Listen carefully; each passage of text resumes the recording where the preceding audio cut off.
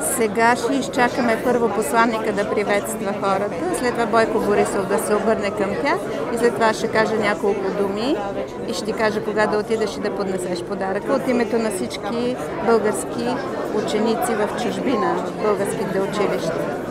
Нали? Добре,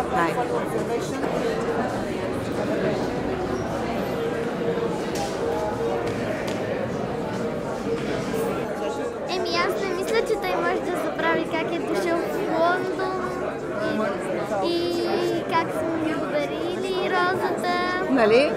Вечно ще го запомни. Да. Ама ние това искаме. Може да си го сложи дори в леглото. В леглото чак. Ами тя е мекичка. Кабинета. Тя е мекичка, вместо меченце да си я гушка. Да. Добре. Да му кажем ли, че може да си я сложи в леглото? Не. Няма. Добре. А тук едно девойче от банка иска да ви посреща. Дали го познавате? Ние се познаваме. Верно, на кой си дете? Не съм дете, с двесето се познава. Една катастрофа. Вие погалихте по глъчката в Пирогов, по-балка. Как не се очистихте тогава? Не знам. Точно деня, когато стана главен секретар. Да. И ми се обаждат. Един форт се превъртал 7-8 пъти. Две деца убити, моите Той е това. беше, баща ми беше там и вие влязохте. Бяхме с вашите заедно. Като дойдах в Пирогов. Не, те не бяха още питани. В спешното беше. Леглата, кални, мръсни, кръв, не мърдах. Сега тук да учи, ви посреща. А оперира? Те ли те оперираха или третото? Мене.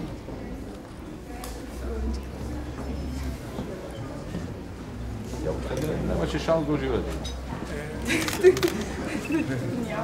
И сега се изпътявам. Господин министър-председател, за нас е чест, че ни оказахте внимание и дойдохте тук.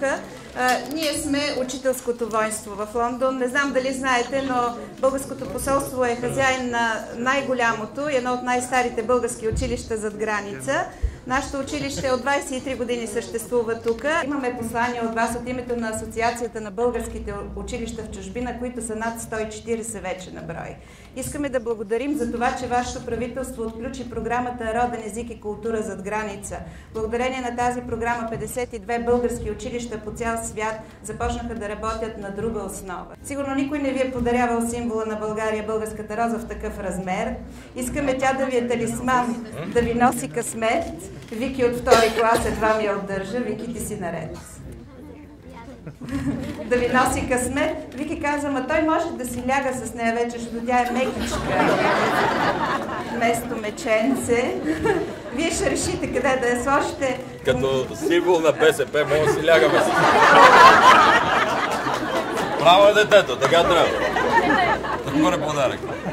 Ние нямаме тази асоциация, господин Борисов. Аз такава имам, като чуя за... Съжалявам, искахме да ви зарадваме. Радвате ме, не? Как ме радвате? Надявам се. Тук понеже детето такива... Представяш ли си ме да се гушне с...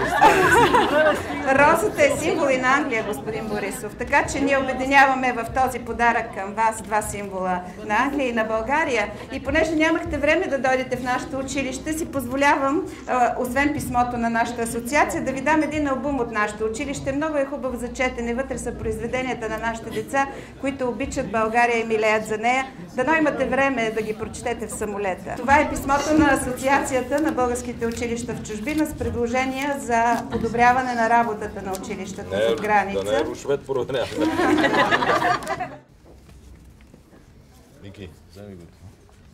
А това е за приятно четене в самолета от името на нашето училище и книгата с автограф. Една много хубава снимка сме ви намерили тук, да ни оставите автограф в книгата, в която са се разписвали нашите официални гости.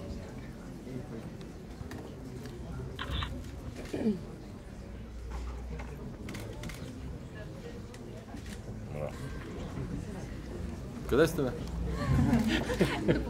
Павлина? А тук вземете тези работи, че съм затрупан. И последните една минутка за автограф за нашата книга. Посланника ми е дал 4 минути, дано не съм ги прескочила.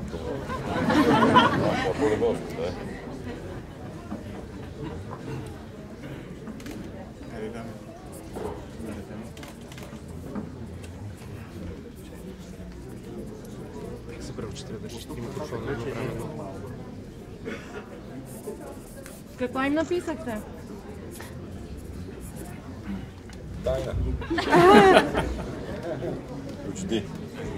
Да сте ми живи и здрави, късмет и успех, Бойко Борисов. На добър час и на вас. Благодаря за вниманието. По-важно от това, жив, здрав, да си имаш късмет и успех, друга не би.